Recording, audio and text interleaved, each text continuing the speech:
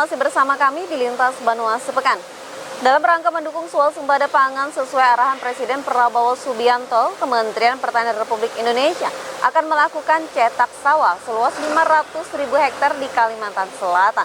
Informasi ini disampaikan langsung oleh Menteri Pertanian Andi Amran Sulaiman saat rapat koordinasi program cetak sawah rakyat bersama pemerintah Provinsi Kalimantan Selatan di Banjarbaru. Kementerian Pertanian terus bertekad mewujudkan swasembada pangan sebagaimana arahan Presiden Prabowo Subianto. Tidak hanya di Merauke dan Kalimantan Tengah, Kementan juga melakukan cetak sawah di Kalimantan Selatan.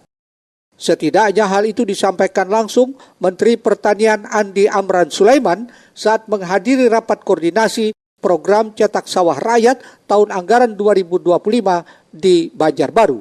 Rapat kali ini juga turut menghadirkan para pejabat tinggi, diantaranya Kapolda, Danrem, dan Lanut, Ketua DPRD Provinsi, seluruh pimpinan daerah kabupaten kota di Kalsel, Kepala Dinas Pertanian, serta berbagai pihak lainnya yang terlibat. Dalam kesempatan itu, Mentan Amran menyebut target cetak sawah di Provinsi Kalimantan Selatan seluas 500.000 hektar yang diharapkan bakal menjadi kekuatan untuk memenuhi kebutuhan pangan di Indonesia. Alhamdulillah hari ini kita sudah petakan itu ada cadangan untuk lahan cetak sawah 500.000 hektar. Nah ini kalau ini kita bisa realisasikan, ini menjadi kekuatan pangan kita, bahkan permasalahan pangan nasional bisa diselesaikan hanya di Kalimantan Selatan dan yang lainnya menjadi cadangan. Insya Allah kita lakukan percepatan, bahkan kami minta kepada Dirjen PSP kontraknya diselesaikan 1-2 hari ke depan, maksimal 3 hari. Sementara itu, Kepala Dinas Pertanian dan Ketahanan Pangan Kalimantan Selatan, Samsir Rahman menjelaskan, dari target 500.000 hektar lahan yang akan dicetak itu dilakukan secara bertahap. Tahap pertama sebanyak 150.000 hektar, tahun kedua dan ketiga 150.000 hektar, dan tahun keempat seluas 50.000 hektar. Program cetak sawah ini dikerjakan korporasi bersama pihak kontraktor dengan ketersediaan 1.000 ekskavator yang secara berjenjang akan mencapai 2.000 ekskavator. Kemudian ada tahapan, nanti tahapan pertama 150.000 hektar di tahun ini, kemudian di tahun kedua 150.000 hektar, dan di tahun ketiga 150.000 hektar, terakhir 50.000 hektar. Tapi tidak menutup kemungkinan apabila tercapai dalam tahun 150 ada tambah menjadi 200, itu tinggal mengecil. Kemudian yang berikutnya nanti dikerjakan oleh korporasi dengan pihak rekanan kontraktor. Nah tadi sudah terkumpul semua, ada tahap 1 ada sekitar hampir 1.000 ekskavator. Nah, nanti semuanya ada sekitar 2.000 lebih ekskavatornya. Samsir juga mengajak para kontraktor yang ingin ikut menjalankan program cetak sawah ini dipersilakan datang ke kantor Dinas Pertanian dan Ketahanan Pangan Provinsi Kalimantan Selatan. Muhail, Banjar TV. Selanjutnya pemirsa, DPRD Banjarmasin arahkan Dinas Pendidikan Banjarmasin untuk melakukan koordinasi dengan kementerian terkait guna memahami prosedur pelaksanaan dan sumber anggaran untuk program makan gratis yang dicanangkan oleh pemerintah pusat. Makan siang gratis yang dicanangkan Presiden Prabowo disambut positif DPRD Kota Banjarmasin. Namun DPRD mengarahkan Dinas Pendidikan untuk melakukan koordinasi dengan kementerian terkait. Ini guna mengetahui prosedur pelaksanaan dan sumber anggarannya.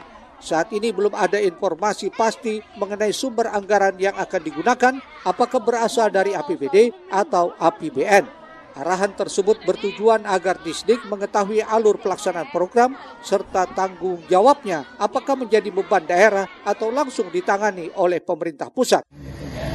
Nah, namun ketika dinas kemudian mengatakan tidak sanggup, mungkin dinas melihat konteks anggarannya memang nggak ada di dinas pendidikan. Maka kemudian dinas itu harus melakukan komunikasi, ya kan, dengan kementerian dalam hal ini, atau apakah memang kemudian dibebankan kepada dinas? Ini kan menjadi pertanyaan kita juga, gitu kan. Nah oleh karena itu dinas itu jangan terlalu repot. Ada dananya kemudian kerjakan, kalau nggak ada ya ini harus dievaluasi.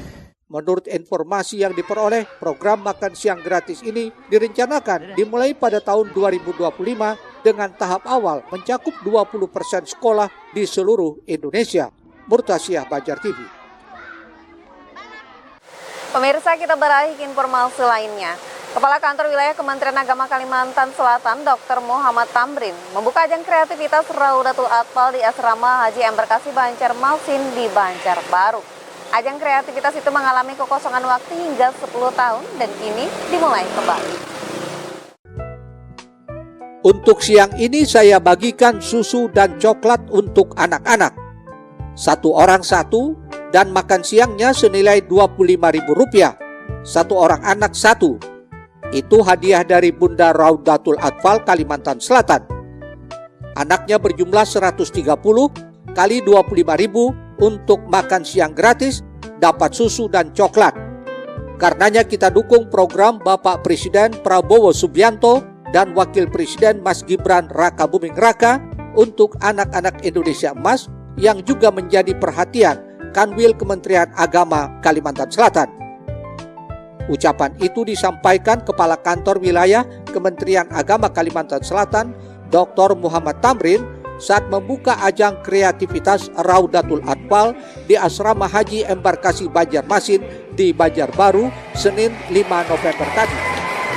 Jadi untuk siang ini saya bagikan susu dan coklat untuk anak-anak. Satu orang satu, yaitu susu dan coklat, dan makan siangnya senilai Rp25.000. Senilai Rp25.000, satu orang anak satu. Itu hadiah dari Bunda Raudatul Atfal Kalimantan Selatan. Nanti anaknya berjumlah 130. Nah, itu kali 25.000 untuk makan siang gratis. Kemudian dapat susu dan dapat coklat.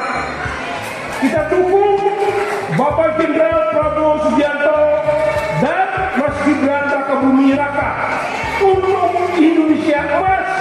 Anak-anak menjadi perhatian kita, menjadi perhatian Kementerian Agama Kalimantan Selatan.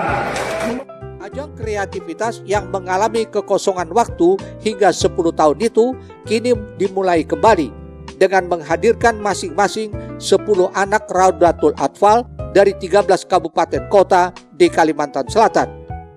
Sesuai laporan Kabid Pendidikan Madrasah Bohari Muslim, sedikitnya ada 5 jenis lomba yang diadakan, yakni tari Islami, fashion show, mewarna, hafalan surah pendek, dan hafalan hadis pendek. Pada tahun ini ajang kreativitas tersebut memilih tema Cipta Cemerlang dengan kreativitas anak RA menuju generasi emas 2045. Sebelum mengikuti lomba dilakukan pula defile oleh masing-masing kontingen di hadapan jajaran para pejabat Kanwil Kemenak dan Kantor Kemenak Kabupaten Kota se-Kalimantan Selatan. Di tempat yang sama, Kakanwil Kemenak Kalimantan Selatan Muhammad Tamrin berkesempatan menyerahkan piagam penghargaan sekolah dan madrasah generasi anti korupsi kepada RA Raudatul Amin dari Plehari Kabupaten Tanah Laut. Kamarul Hidayat, Banjar TV. Pemirsa, Badan Amil Zakat Nasional Kota Banjarmasin mendistribusikan bantuan modal usaha bagi puluhan pedagang kecil dalam rangka program Banjarmasin Sejahtera, diiringi dengan pendampingan agar usaha mereka tetap berkembang.